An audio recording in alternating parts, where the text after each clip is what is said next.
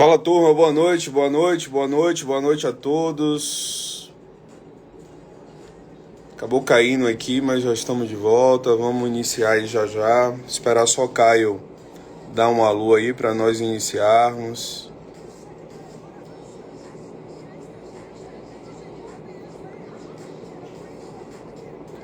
Morgana, como foi de viagem? Morgana, foi tudo massa. Karina, gente boa. Marcos. Boa noite, Marcos. Estão escutando bem? Morgana, me dá um feedback aí. Tá escutando legal aí, não? Mai também entrou. Bela. Me sinalize, por favor, se vocês estão escutando, estão com áudio bacana, vocês estão me escutando bem.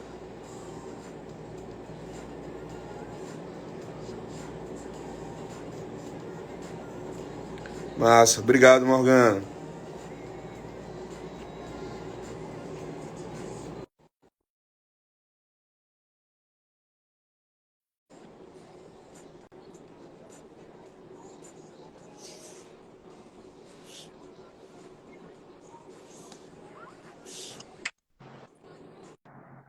Fala, doutor Caio. Fala, grande Paulo. Boa noite. Boa noite. Eu te coloquei como moderador, se você quiser colocar algum tópico em específico aí, Caio, fica à vontade, tá bom? Beleza.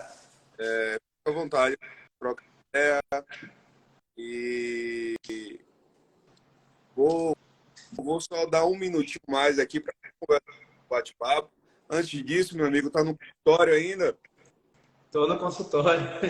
Pois, Aqui só termina tarde, graças a Deus. que legal, cara. Você mora em Salvador, né? Há quanto tempo? A vida inteira? Torcedor nato do Esporte Clube Bahia, conforme você Você, pode verificar aí. por isso que você é abençoado, meu. Amém. É a vida toda aqui, nasci aqui e, graças a Deus, construí a carreira profissional toda aqui em Salvador. Fantástico, cara. Fantástico. Nosso tricolor realmente tem um processo que ganhou ontem, pô, tá assumindo aí, tá com moral aí, com Deus. Graças a O E resto agora temos uma contratação de super peso. é, Não sei se você está ligado. sim, meu parceiro Arivas, né? Tá na área. Uma das maiores profissionais do planeta Terra é coordenadora do Departamento de Saúde aqui do Bahia, Natália Bittencourt. E agora a base está sob coordenação do Hugo Ariva. É, coisa boa, rapaz. Graças Agora a Deus. a gente vai ser campeão brasileiro assim, viu, cara? De certeza. Daqui uns 4, 5 anos, talvez. Não, não, não, eu boto logo agora. Eu quero tomar essa Agora. brava. Sou fanático. Eu sou Bahia, mas eu sou pé no chão, graças a Eu sei Deus. disso também. Tô sacaneando, mas eu acho sim, que um sítio aí sonhar, né? Lógico que esse não vai ser de forma imediatista, mas vai ser seguido da não tenho dúvida disso. Boa, maravilha. Caio, 8h10 agora, eu acho que a gente já dá para conversar, bate-papo, né? Antes de tudo, eu vou te apresentar aqui uma tarefa realmente bem complexa e redundante de apresentar, meu amigo, mas eu vou fazer agora de favor com coisa. Primeiramente, boa noite a todos que estão aqui. Para mim é um grande prazer estar com vocês aqui nesse processo, nesse momento, dividindo justamente o conhecimento de extrema qualidade com o professor.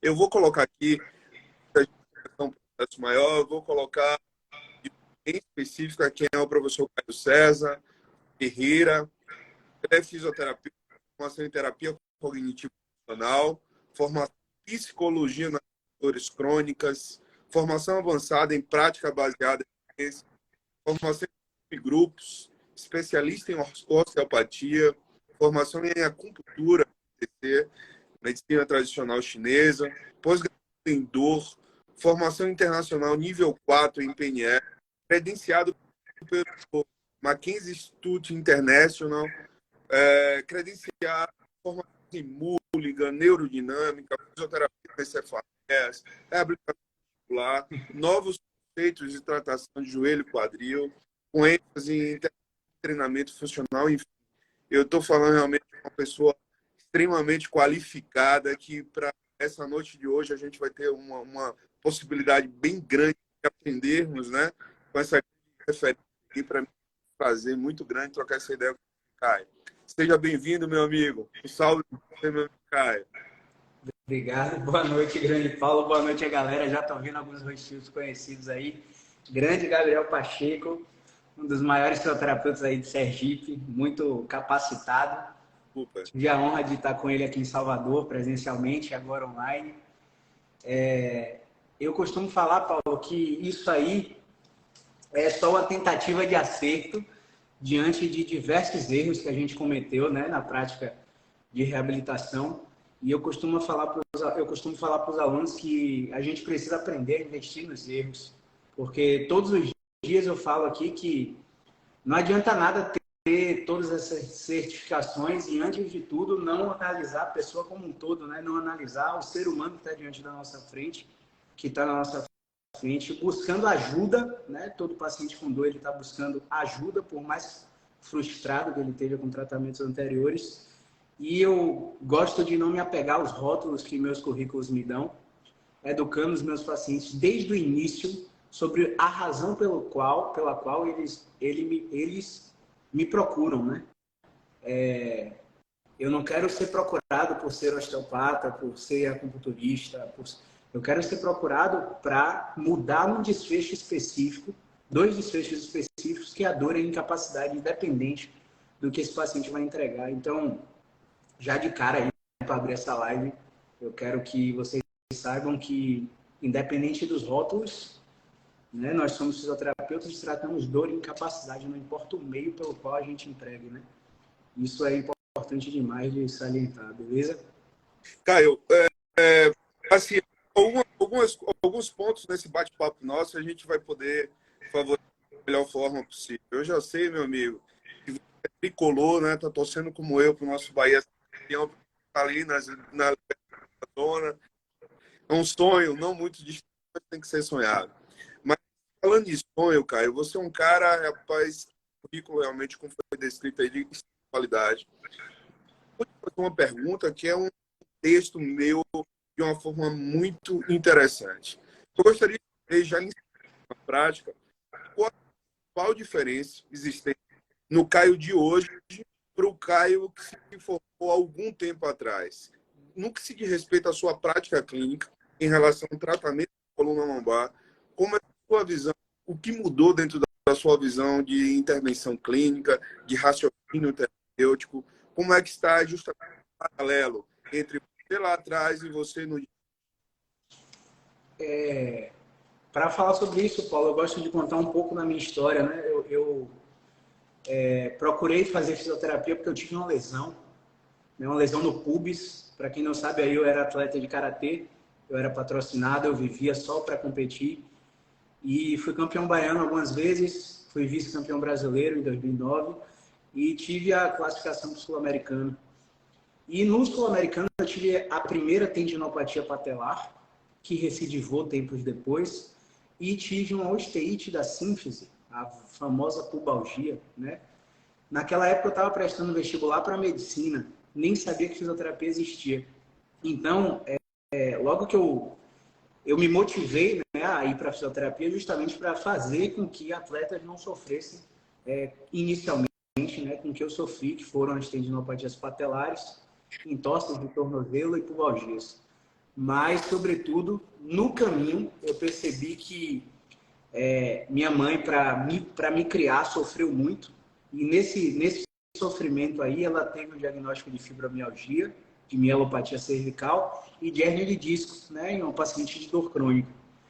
E a partir daí, eu comecei a estudar tudo que eu podia para tratar dor. Só que lá atrás, eu tinha 2 paradigmas, né? O primeiro paradigma é o patoanatômico, onde eu explicava a dor de minha mãe por qualquer inflamação, por qualquer doença ou por qualquer lesão. E o segundo era o cinésio patológico, no qual eu explicava a dor de minha mãe por causa de disfunções biomecânicas, como valgo dinâmico e de cinesia escapular, enfim. E ficava tentando achar uma postura incorreta o tempo todo dela para corrigir, e acabei criando minha mãe como se fosse um robozinho a partir dos momentos iniciais. que eu entrei na fisioterapia, né? E aí o que é que mudou? O que é que mudou é que eu comecei a ter resultados insatisfatórios, né? Eu falo sempre que desse currículo aí que você citou, eu brinco que eu já investi 2 carros de luxo em minha formação e um deles foi jogado fora. Jogado fora porque hoje, com o conhecimento que a gente tem, a gente percebe que o aspecto cognitivo, o aspecto comportamental, o aspecto social e o aspecto psicológico do paciente interferem demais na intensidade da dor, na incapacidade funcional, no nível de sofrimento. Então, eu diria, assim, resumindo, que a minha visão mudou, porque hoje ela está ampliada, né? Se eu colocar aqui o celular na câmera, você vai ver um pouquinho do meu cabelo, né? E antes era assim que eu olhava para os pacientes. Se eu afastar um pouquinho, você já está vendo que tem uma pessoa atrás. Então, hoje eu costumo olhar o paciente assim, de muito mais distante para ver os arredores, né? Para ver o que está acontecendo na vida dele como um todo, né? Então, acho que isso foi fundamental para o desenvolvimento do que eu sou hoje e do que os meus pacientes recebem como tratamento. No meu caso, cara, eu costumo dizer sempre uma música de uma muito famosa, uma cantora muito famosa chamada Ana Carolina. Ela fala uma frase muito legal que eu me rio sempre assim. Ela diz o seguinte: já sei olhar o rio por onde passa, sem me precipitar e perder a hora. Eu acho que há 20 anos atrás, quando eu me formei, eu me preocupava muito, perdia muita hora, sabe? E a ansiedade das pessoas que estão buscando ocupar um espaço. E eu acredito que hoje, falando justamente do meu processo com o paciente, hoje eu já começo a olhar sem tanta ansiedade, sem obrigatoriedade e, em definitiva, até problemas que não são resolvíveis pela própria fisioterapia. Eu acho que o profissional, eu acho que a experiência está mostrando isso, não é aquele que diz assim, consegue resolver tudo. O grande profissional adequado é aquele que consegue visualizar as suas limitações. Quando você visualiza as suas limitações, você tem esse espectro que você colocou aí, ó, absurdo, dizer assim, ó, aqui eu consigo resolver, de certeza eu consigo lhe dar uma qualidade de vida, mas aqui não. Esse ponto aqui, realmente, eu já não consigo ir tanto além, apesar das minhas tentativas. Esse exercício de responsabilidade e uma de ajuda é algo assim fantástico, porque pedir ajuda não é você dizer que não consegue, amigo. É simplesmente você dizer assim, ó, eu consigo te ajudar, mas outras pessoas envolvidas. Eu acho que isso serve muito às pessoas que estão aí assistindo. Mas, Caio, então, agora direto, eu queria que você pudesse contextualizar objetivamente o que é a famosa dor crônica não específica, tão falada, né, tão discutida. Como é que você, em prática, visualiza justamente esse contexto de dor crônica, desculpe, dor lombar não específica? Como é que você trata, visualiza essa entidade extremamente negligenciada, valorizada, com um olhar tão crítico como o seu? A gente costuma falar, Paulo, que a dor lombar ela é um problema de saúde pública atual, né? E só para você ter ideia, o gasto com despesas médico-hospitalares nos Estados Unidos é por volta de 625 bilhões de dólares ano, né? E esse é um dado do Global Burden of Disease, que eu bato muito sobre uma pesquisa feita pelo Instituto Bill e Melinda Gates, mostrando que todas as atenções no sistema de saúde devem estar voltadas para o problema de dor, não só lombar, como também cervical, porque hoje elas ganham em ranking no que diz respeito a anos vividos com incapacidade, né? E nesse cenário, se a gente pegar a evolução tecnológica da medicina, da fisioterapia nas últimas 2 décadas, a gente vai ver que o cara que tem diabetes, ele vive melhor, o cara que tem HIV, ele vive melhor, né? O cara que tem patologias respiratórias, cardiovasculares, ele realmente vive melhor e ele foi, de certa forma, beneficiado pelo avanço tecnológico. Mas quando a gente compara a incapacidade, o sofrimento relacionado à dor de pessoas com dor cervical ou com dor lombar, eles vivem pior 2 décadas depois, mesmo com o avanço tecnológico. Então a gente costuma falar que tem alguma coisa errada no sistema de saúde para abordar esses pacientes. E quando a gente fala em uma dor que não é específica, quando a gente fala de uma dor que é primária da coluna lombar, a gente não pode simplesmente justificar esse problema por um achado de um exame de imagem ou por uma combinação de achados do exame físico para dizer para o paciente que ele está com um encurtamento de algum músculo específico, que ele está com uma inflamação em alguma estrutura específica ou uma lesão musculoesquelética de fato. Porque um dos componentes dessa dor não específica é o mecanismo que a gente chama de nociplástico atualmente, né? Que é um mecanismo onde a dor é desproporcional ao estado do tecido. Você vê lá a ressonância magnética de um paciente e a hérnia dele está super pequenininha e ele não sente absolutamente nada. Mas o irmão, né, que tem uma hérnia gigantesca, esse paciente tem uma hérnia gigantesca, ele não sente absolutamente nada. E o irmão que tem uma hérnia pequenininha está morrendo de dor e morrendo de incapacidade. Mostrando que muitas vezes, na maioria dos casos, mais de 90% dos casos, essa dor não pode ser justificada por uma coisa concreta. Né? Falar que a dor lombar não é específica, muitas vezes ela, ao invés de despreocupar o paciente, né? Que essa é a intenção, na sua imagem não tem uma tuberculose óssea, não tem uma fratura, não tem uma infecção, não tem uma mielopatia, não tem uma hérnia extrusa com o exame físico compatível. Na sua imagem tem alterações naturais do envelhecimento e isso é bom. A sua dor ela não é específica de alguma coisa. E isso chama a atenção do terapeuta e do paciente para olhar mais o contexto, né, que é o que eu estava falando antes. Então, na minha prática, eu costumo conversar com o paciente sobre isso, mas não para deixar ele mais ansioso em busca de um novo profissional, em busca de um novo diagnóstico, de um novo procedimento, mas mais calmo relacionado a não ter nada grave.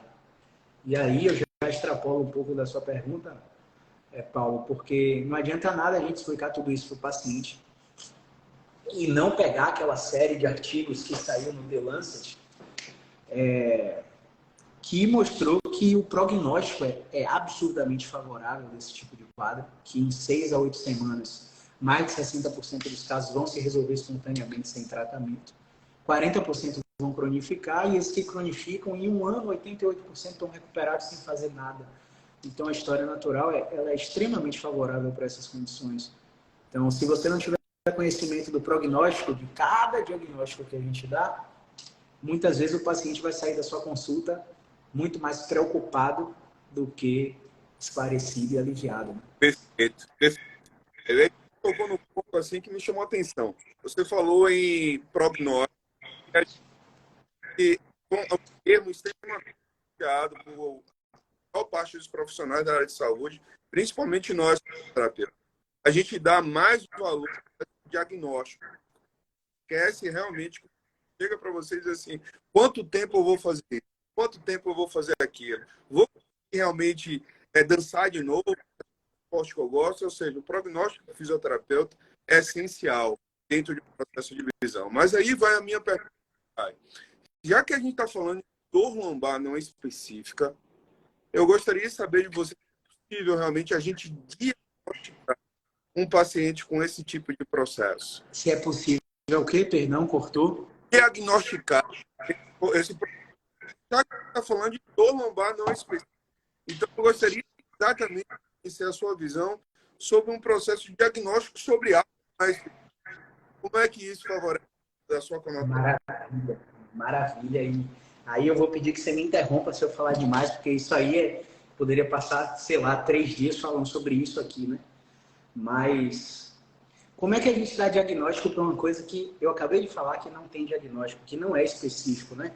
Quando eu me atenho a falar para o paciente que essa dor não tem um diagnóstico, não é específica, eu me atenho a desmistificar as crenças relacionadas às alterações de imagem e ao diagnóstico médico de doença, lesão ou inflamação.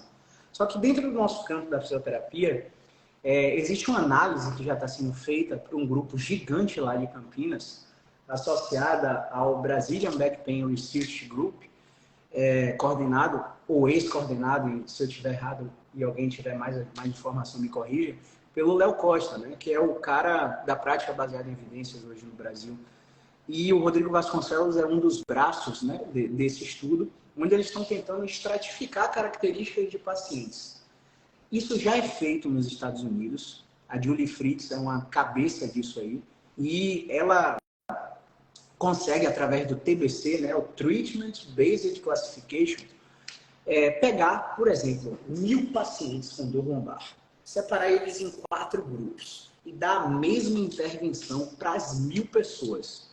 E aí ela vai ver que vai acontecer um fenômeno chamado True Mean Effect. O que é isso? 25% dessas pessoas vão melhorar muito, vão te chamar de herói, vão te mandar a família toda encaminhada. 25% vão ficar igual. Seu tratamento vai ser inerte. 25% vão ficar pior e não vão querer mais ver sua cara, nem pintado de ouro. E 25% vão ter uma melhora, mas tão pequena, que se eles soubessem que essa seria a melhora do seu tratamento, nem pagariam pelo mesmo. Então, baseado nessa resposta, um grupo de pesquisadores começaram a pegar combinações de características do exame físico, exame de imagem, risco biopsicossocial, índice de catastrofização, índice de medo, através de questionários validados internacionalmente. E aí eles conseguiram pegar assim, Paulo, você está com episódio de dor lombar não específica. Quando eu te avalio, é o seu primeiro ou segundo episódio da vida. A sua dor é autolimitada, ela sai da lombar, não ultrapassa a linha do joelho e você não tem sinal de radiculopatia. Você não tem tensão neuroadversa. Quando eu avalio a mobilidade do seu quadril, a rotação interna do seu quadril está preservada e está maior que 35 graus ou até 35 graus. Quando a gente combina a reunião dessas características, isso que eu acabei de falar para você foi uma regra de predição clínica. Essa regra de predição vai determinar que você é um paciente altamente responsivo à terapia manual. Então, quando eu pego um paciente desse, eu já sei, pelo conjunto de características, que o diagnóstico dele pode ser um bloqueio de movimento. Por exemplo, eu aplico uma manipulação nele, ele melhora 70%, 60%, 80%, olha para sua cara e fala, uau! Essa violação da expectativa com uma única intervenção não foi a eficácia dessa intervenção.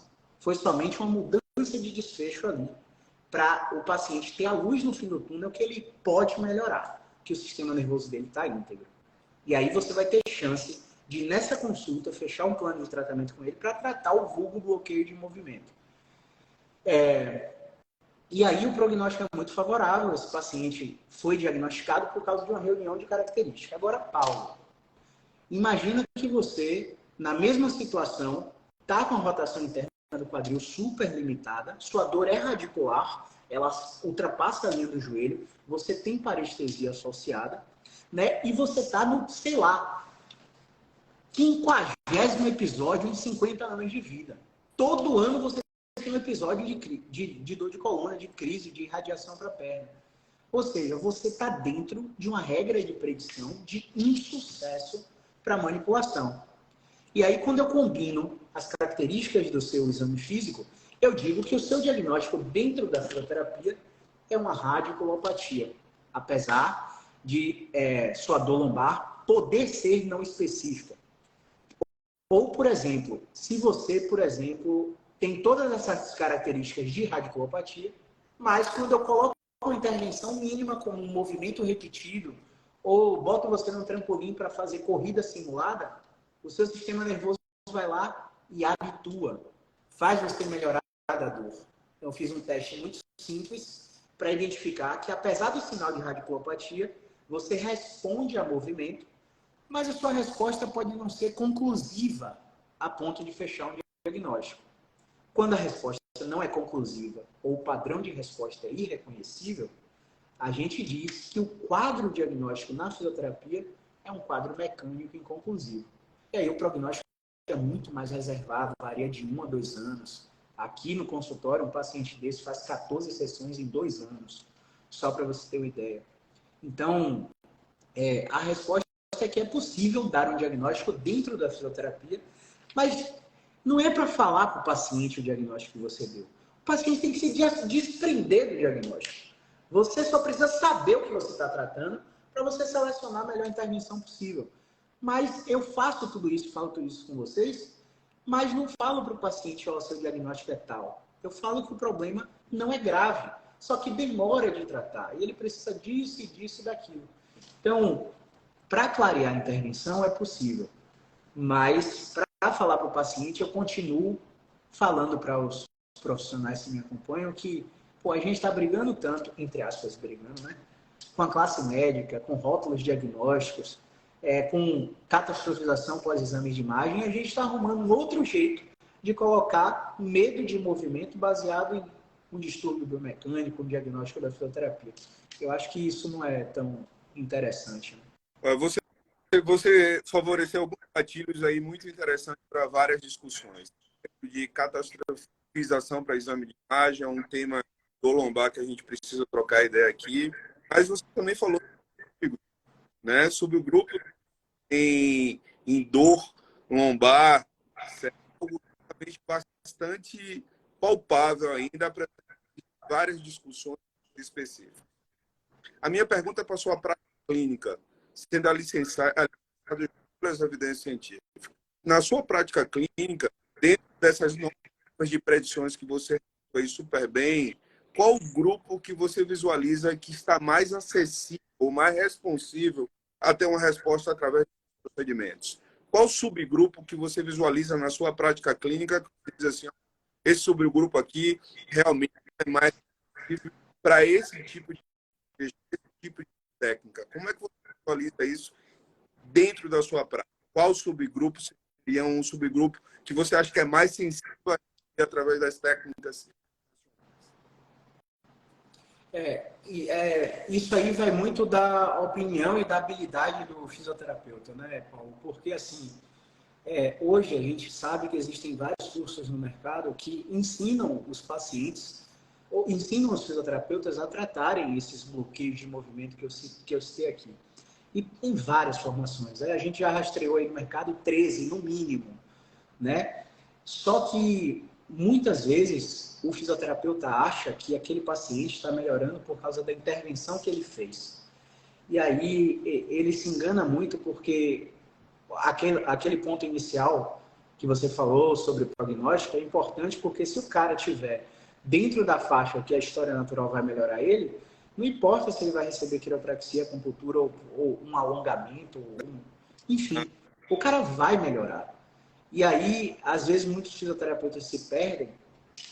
E por que eu falo que é habilidade do fisioterapeuta? Porque, por exemplo, o paciente que tem a radiculopatia, que é secundário à hernia de disco, ele tem 3 cirurgiões na frente dele, todos eles fazem cirurgia robótica, com a cirurgia endoscópica para tirar o fragmento herniado lá, só que tem uma variável que ele não consegue controlar, o paciente, no caso, né, que é a habilidade do cirurgião.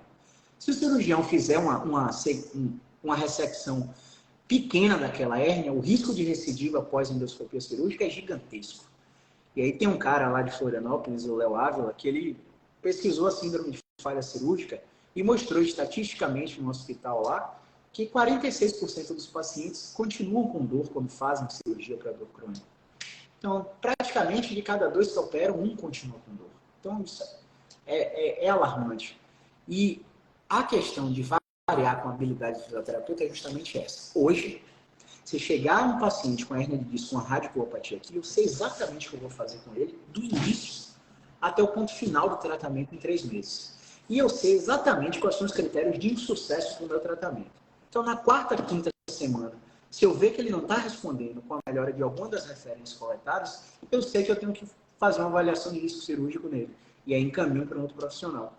Então, eu digo hoje, eu adoro tratar radiculopatia. Eu adoro tratar casos de dor crônica.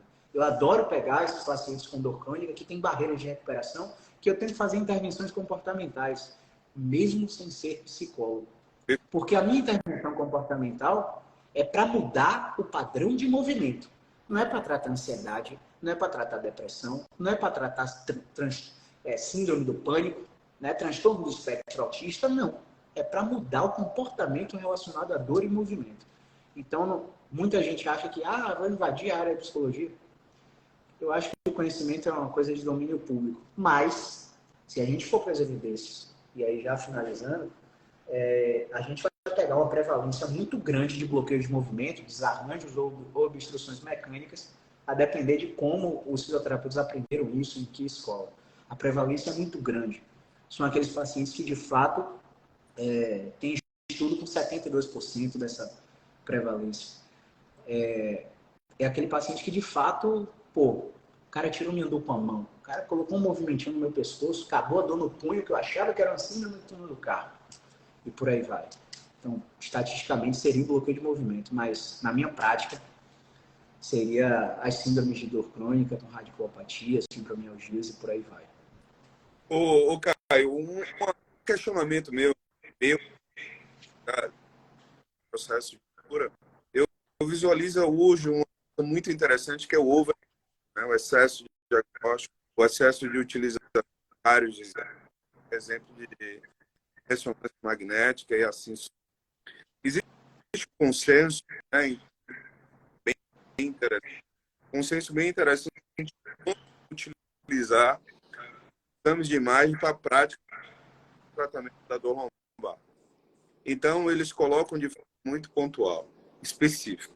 Eles dizem o seguinte: para você só um exame de ressonância magnética, um exame de imagem, o primeiro ponto que você precisa ter no paciente é suspeita de fratura. Se tem suspeita de fratura, de imediato. Se você tem suspeita de câncer nesse paciente, é um outro processo que você precisa prescrever de imediato. Se esse paciente está com perda de urina, de controle de icters, no momento do processo, prescrevo.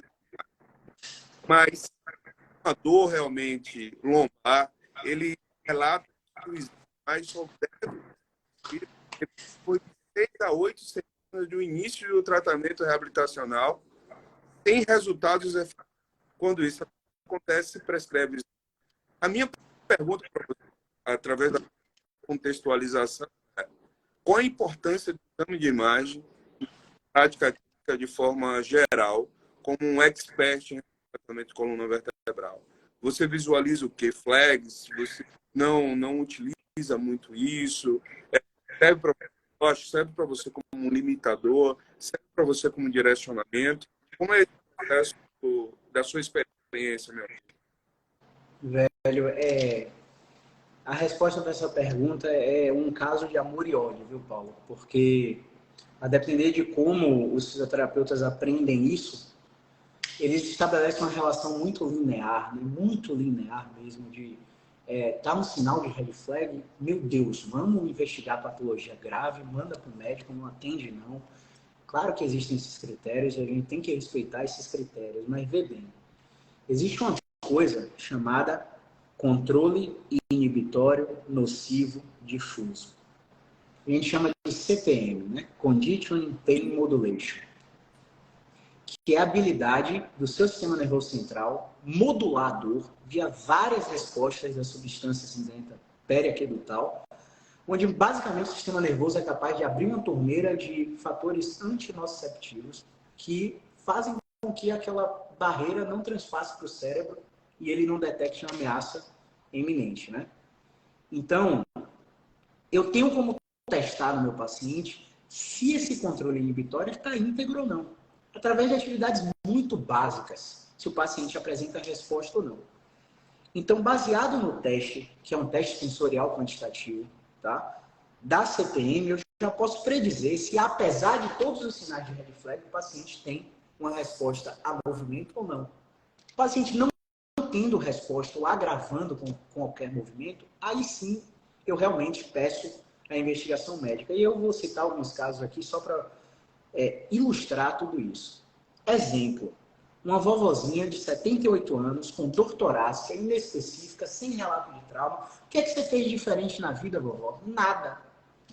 Uso de medicação. Eu uso corticoide para síndrome de Cushing há 6 anos. Idade avançada. Densitometria óssea com absurdamente osteoporose, densidade mineral óssea baixa, né? Inatividade física. Isso implica em uma proliferação muito grande de osteoclastos que retiram cálcio do osso e jogam para o sangue, em detrimento dos osteoblastos, que fazem o contrário. Então, essa vovozinha tem todo o fator de risco para uma fratura espontânea. E aí, ela tem um sinal, mas é o teste de movimento que vai falar qual o comportamento de uma fratura diante de um exame de movimento. Agrava com tudo, fica pior depois. Então, todas as respostas sintomáticas aumenta durante, pior depois. Aumenta durante, pior depois. Sensibiliza, espalha. Sinal de fratura, vá para emergência. Agora eu pego essa mesma vovozinha, com todos os... Inclusive, essa vovozinha, ela fraturou D7, tirando um jarro muito pequenininho da janela e colocando na mesa. Ponto. Foi uma fratura. Já eu pego essa mesma vovozinha e eu coloco uma estratégia de movimento simples, na área de dor, distante da área de dor. O controle inibitório está presente, ela tem analgesia por habituação e ela vai melhorando a cada dia, mesmo com todos os fatores de risco para fratura espontânea, mesmo sem relato de trauma. Então, e um outro paper, um paper que foi publicado em 2020, salvo engano, intitulado Red Flags Are Not Really Red. Red flags nem sempre são realmente vermelhas. Por quê? Quando a gente faz uma análise por estratificação de mais de 3.000 pessoas para pesquisar se há alguma patologia grave, os pacientes que apresentam sinais de red flag, 96% deles não têm red flag. E os pacientes que não apresentam nenhum sinal, 4% deles têm red flag. Então, basicamente, o que eu quero dizer para vocês é que a gente tem que calçar a sandália da humildade. Porque nossos testes, nosso exame físico, não tem acurácia diagnóstica suficiente para predizer se o paciente que está na sua frente tem alguma coisa grave ou não. Agora, as coisas graves têm um comportamento específico. Está suspeitando de câncer, ela está perdendo peso sem motivo na maioria esmagadora das vezes. O padrão de resposta nos testes de movimento é irreconhecível. Não há centralização. Um movimento do nada agrava, o movimento contrário não melhora. Você testa o controle inibitório, ela não habitua, ela só sensibiliza. Ela faz aquele fenômeno que a gente chama de wind-up, que é a somação temporal. Diante de um estímulo sucessivo que você dá, do nada o paciente sensibiliza. E aí entra em critério de insucesso para a terapia manual, porque tem gente que está com wind-up e a gente bota a terapia manual e bloqueia o wind-up, volta a testar o paciente volta a melhorar. Mas com esses critérios, pesquisando alguma coisa grave, a gente tem que ter muito cuidado e saber testar o paciente, mas sem predizer nada. Sempre monitorando a resposta que ele tem. Realmente enriquecedor esse que você está falando. Realmente você falou bem de uma avaliação somatosensorial, né? O DINIC, a espacial, todos os processos estão diretamente relacionados com a sensibilização central, né? Ô, cara, como é que você favorece isso aí de forma muito específica? Mas antes de você me responder a pergunta, eu posso deixar em mente da gente ir um caminho mais profundo, super interessante, e deixar um processo superficial. Eu acho que eu vou dizer até mesmo aqui presencialmente, absorver o máximo e aprender o máximo. Mas eu gostaria de saber de você assim, Caio, voltando exatamente ao tópico da nossa live, para deixar um processo mais factível, mais palpável para essa turma que está aí, todo. Eu gostaria de saber para você, assim, meu amigo, quais são os principais mitos relacionados à dor lombar no específico. E outra coisa, Caio, eu quero saber por que eles são mitos dentro da sua visão. Boa, maravilha. Primeiro grande mito é a fraqueza muscular.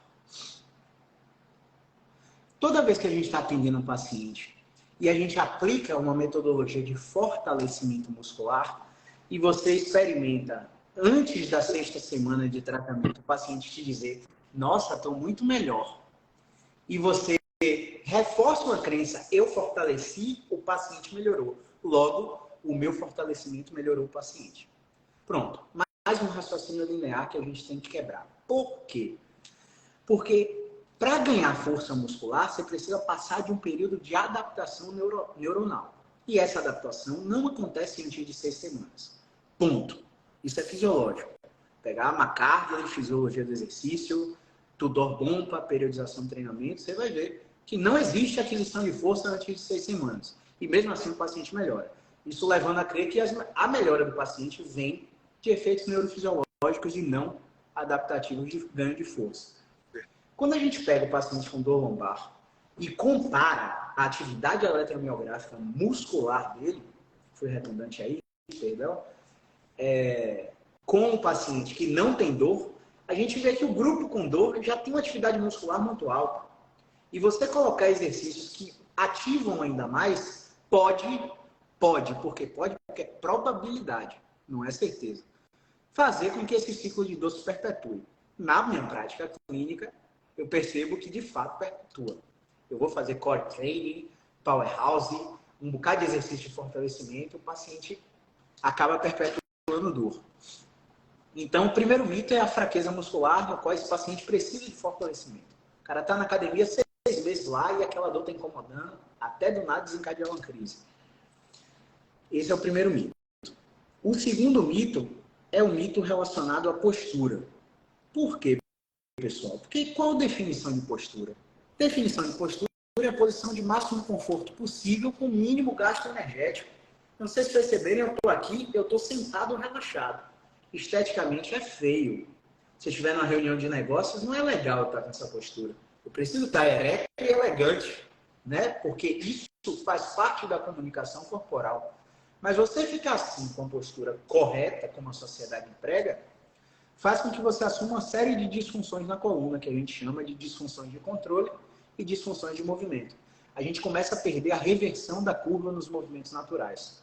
Então, aquela cervical que, por exemplo, vai fletir e ela continua assim, ó, com a extensão preservada. Dobra só na charneira e na transição C0, C1. Mas a lordose continua preservada e você está com a cabeça fletida. Perdeu a dobradiça, a capacidade de dobrar. É aquela lombar que você está dobrando lá, em vez de fazer a curvinha, ela está assim, ó. Você está dobrando e ela está assim, parecendo uma tábua de passar roupa. Tudo isso um comportamento mal adaptativo derivado de educações posturais. Agora, ninguém está dizendo aqui que RPG não funciona ou que Pilates não é bom. Tudo depende de como você aplica, em que fase da reabilitação esse paciente vai receber a técnica. Porque o cara que criou o RPG, ele foi um empresário nato. Eu falei disso ontem nos stories, né? Ele individualizou o que era coletivo e vendeu para Brasil e França absurdamente. Mas se chegar em Inglaterra, Canadá, Estados Unidos, ninguém sabe o que é RPG. Então, e é uma situação assim, cara, interrompendo, uma situação delicada, né? Porque a gente gosta muito de prática baseada em evidência, mas sabe, reconhece o método, mas eu vou ser muito claro assim para você, cara. Eu acredito muito em técnicas onde elas não saem a fisiologia do exercício, a fisiologia neuromuscular e outra coisa muito importante também que é a biomecânica. Quando você passa exatamente técnicas, coloca acima de tudo isso, que é o real colocou super bem aí, que o que existe nas primeiras 6 semanas é reconstrução neural, apenas o processo de melhora da dor desse paciente não é por aumento de força, não é por quantidade de hormônios que aumentou muito, mas com um processo de input neurosensorial, seja aferente, mas quando você coloca técnicas que estão acima dessa fisiologia músculo-esquelética e da biomecânica, realmente são pontos que eu olho, assim, respeito, que a gente de respeito, mas a gente procura entender um pouco mais porque essas coisas acontecem, assim, de uma forma que, para mim, não faz muito sentido alguns tipos de processo, assim, Não, com certeza. Isso gera inquietação em grande parte dos profissionais de fisioterapia, né? E porque muitas vezes esse profissional foi criado dentro dessa metodologia e consegue resultados dentro dessa metodologia. O grande lance que a gente tem visualizado com a pesquisa em neurociência é que os mecanismos pelos quais a melhora acontece não vêm das explicações pelas quais os métodos dão. Né? E às vezes, quando se prende ao método, ó, eu corrigi a postura dele e ele melhorou, talvez aquele paciente que não está melhorando é porque você não teve a flexibilidade mental de olhar ele fora do método um pouco.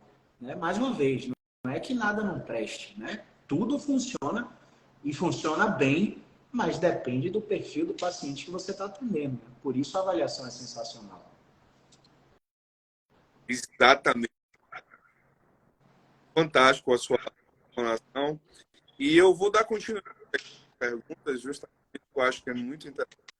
Já que a gente falou de 3 mitos que você falou aí super didática, mas eu vou te perguntar, mito é uma coisa, erro é outra. Quais são os principais erros que você visualiza que a pessoa que quer tratar a coluna busca um entendimento maior ou quer realmente se especializar mais nisso, mas ainda tem esse contexto de formação, erra facilmente?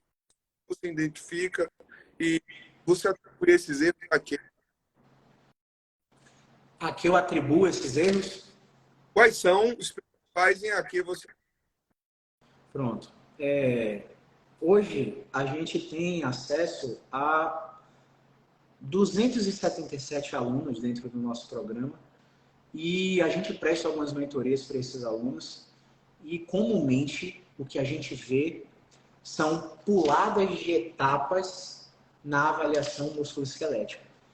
Então, aquele fisioterapeuta, ele começa a ter pressa para gerar mudança de desfecho, o resultado para aquele paciente, e nessa pressa, ele começa a pular o exame físico, a pular o teste de movimento, a não monitorar o que acontece enquanto o paciente está executando o exercício ou depois do exercício. E essas puladas de etapas são cruciais para que eles não tenham o resultado esperado dentro do tratamento. Esse seria o primeiro erro, né? O segundo erro é que ouvir é muito diferente de escutar. Ouvir é um processo passivo. O cara está falando com você e você não está olhando no olho dele. Você está olhando no computador, tem uma mesa separando você e o paciente. Escutar é um processo ativo. Você está espelhando, você está olhando dentro dos olhos dele, você está não fazendo mímica como se fosse um palhaço, mas suas expressões faciais mimetizam o sofrimento relatado na história do paciente. Então, quando você está fazendo uma escuta ativa, você pode interromper o paciente só para jogar aquela informação na linha cronológica dos acontecimentos, que muitas vezes o paciente se perde relatando. E essa linha cronológica construída dentro da avaliação é muito importante para buscar um fenômeno que a gente chama de bright spot, que é aquele ponto no tempo onde o paciente não tinha dor e quais comportamentos, a partir daquele ponto no tempo, deixaram de ser executados, baseado numa crença ou não, né, de que aquele comportamento poderia piorar aquele paciente.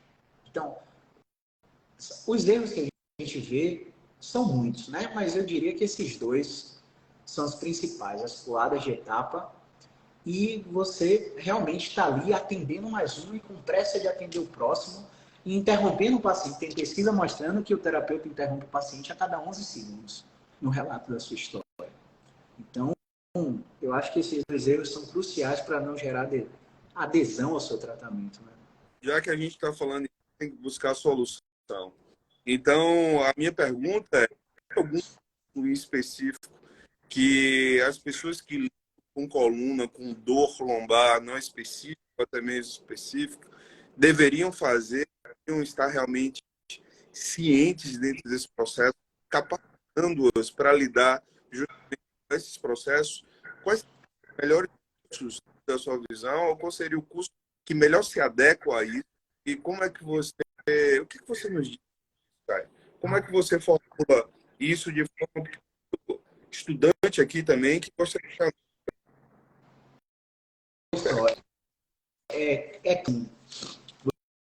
Você tem uma pós-graduação, eu tenho um programa de cursos, então a gente, querendo ou não, por mais que a gente declare não ter viés com isso, a gente vai ter um viés porque, enfim, Você entendeu. Mas o que é que eu vejo como que eu cometi na minha busca, né? E que eu vejo muitos alunos cometendo. Nenhum curso no mercado vai tapar os buracos. Aí, Tá me ouvindo? E aí, tá me escutando? acho que deu uma travada aí agora, mas E aí? E agora, tá me ouvindo? estou te ouvindo, mas eu acho que deu uma travada aí. Turma, sinaliza aí, o vídeo de Caio está travado só para mim ou para vocês também?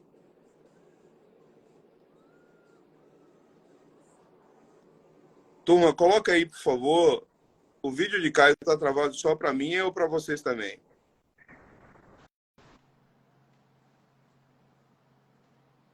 Agora tá travado. Vanessa acabou de dizer aqui que tá travado, cara. E Lid você? também. Eu E tô... agora continua travado? Não, agora tá melhor. Tá melhor, sim. Tá ótimo. Beleza. Vocês ouviram até onde? Voltou. Pronto, beleza. Valeu, Vanessa. Obrigado. Nicole, obrigado. Como eu estava falando, né? A gente tem um viés porque nós temos programas educacionais, mas tentando me livrar do meu viés, eu vejo como erro para muitos profissionais procurarem a técnica, porque nenhum curso vai tapar as lacunas que a fisioterapia musculoesquelética precisa tapar para ter um atendimento pleno. No entanto, existem profissionais, por exemplo, Paulo, você é fisioterapeuta do esporte, você tem mestrado, você tem doutorado, você tem uma larga experiência, você tem clínica. É ilusão da minha parte dizer que eu vou fazer uma pós-graduação em fisioterapia esportiva e vou ter a mesma habilidade que você. Não vou ter. Experiência clínica conta muito e a experiência clínica norteia as novas evidências. E por que esse paciente com essa intervenção não está melhorando? Manda lá para o Léo Costa, será que tem alguém precisando disso? Beleza, vai achar alguém. É muita ilusão para você que está saindo da faculdade agora e vai fazer uma especialização em dor e vai ter a mesma experiência que eu. Pô, não vai. O grande lance é que o profissional que está na sua frente na estrada, né, o Paulo, eu e diversos outros dentro da fisioterapia musculoesquelética, eles já passaram por essas formações. E eles reconhecem, na verdade deveria, né, não são todos que reconhecem, muita gente é bitolada e fecha a mente dentro daquela técnica, ele deveria ter identificado as limitações de cada uma dessas formações. E quando ele te ensina o processo, você já aprende fora daquela limitação que a técnica determina. Você até vai lá buscar aquela técnica tal que o Caio fez, que o Paulo fez. Mas você volta, pô, Paulo e Caio não falaram isso aqui não, porque isso aqui realmente não faz sentido na prática clínica. Mas é ensinado. Porque essas metodologias, elas têm patente. Então, elas têm um controle internacional para ser ensinado do mesmo jeito em todos os cantos do mundo. Então, existem coisas que a gente não concorda, existem coisas que a gente concorda. É claro que a gente só ensina o que a gente concorda. Então, a dica não é busque o curso, mas busque um profissional que você se espelhe. Exemplo. Né? Eu tenho 2 profissionais aqui no Brasil que, para mim, são referência mundo. Adriano Pesolato e Rodrigo Vasconcelos. Os caras lançam um curso de como aprender a velocidade do cuspe para cair na lixeira, eu compro. Porque o que ele vai me ensinar no curso é justamente tudo que ele aprendeu fora o desnecessário, que ele entende como desnecessário. Se depois eu quiser buscar lá pela formação, eu busco. Mas primeiro eu tive a visão de um cara mais experiente que eu. Então a dica é busquem aprender com quem faz. Ponto. A dica seria essa. Excelente, cara. Eu acho que você hoje em relação a essa sua explanação aqui, porque tem 2 processos, né? Cerebral que acontece é muito quando as pessoas entram em alguma situação. A gente sabe de forma muito clara e simples que existem todas as informações pontos de fortaleza muito grandes para formações fragilizar. Entretanto, tem as pessoas que não conseguem visualizar algumas coisas que não fazem o menor sentido. E geralmente eu acho que é um processo que a gente tem que colocar dentro da nossa bag, todas as técnicas que a gente e tirar delas o que a gente vai precisar e poder utilizar de forma bem efetiva. Mas as pessoas que não desenvolvem justamente esse raciocínio crítico do que você está buscando, você fica com a sacola enorme, pesada, cheia de técnica, tem o menor.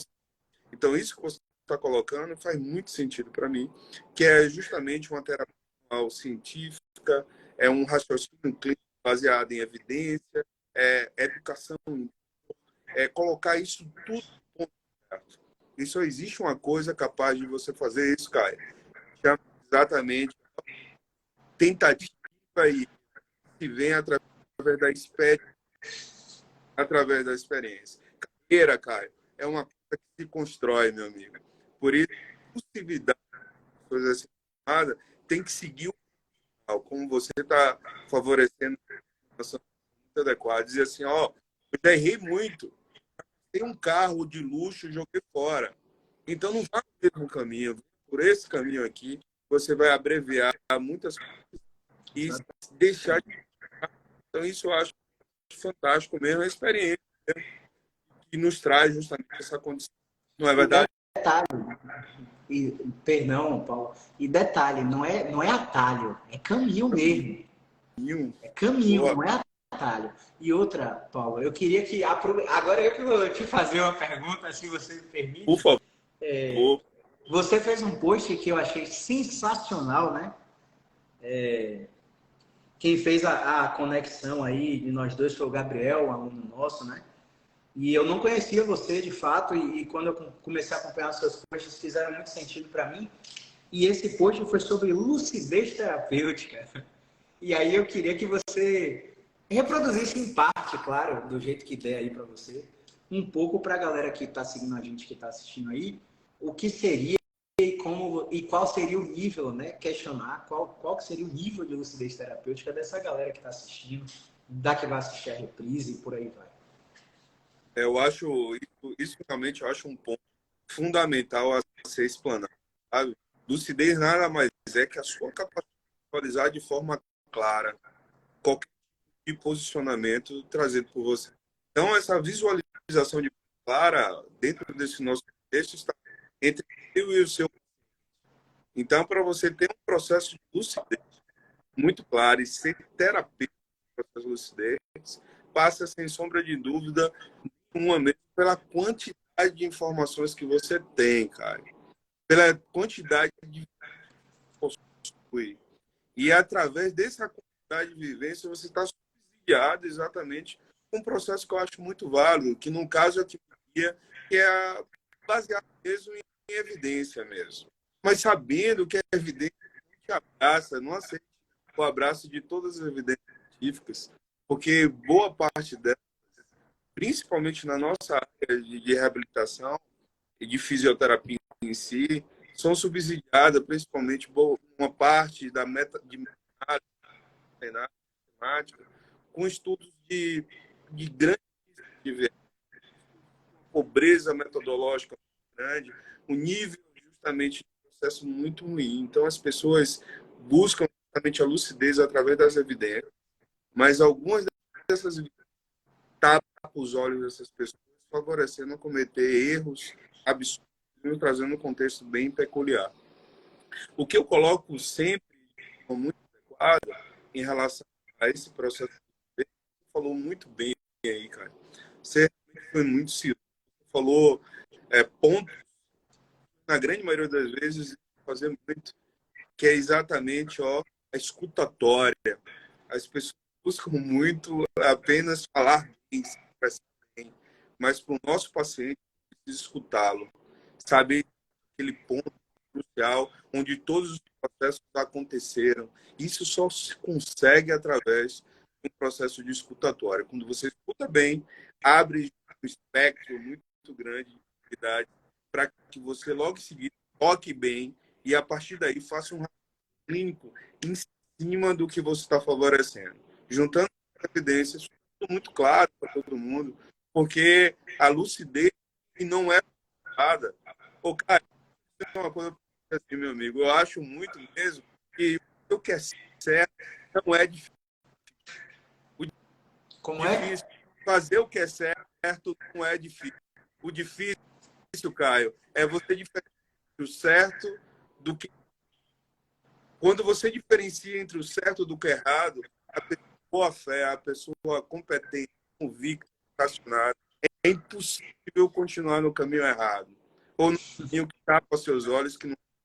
Então, volto a repetir, Caio, isso vai única e exclusivamente através desse contexto, é de formação, de buscar aprendizado, realmente tem um senso ético importante, que não vai empurrar técnicas para as pessoas se ludibriarem e se. Isso realmente é. A gente tem um conceito bem interessante a visualizar o que está ali, ó, claro, mas a gente precisa ter algo palpável e não apenas ser algo direcionado, sem diretriz, nada nesse sentido.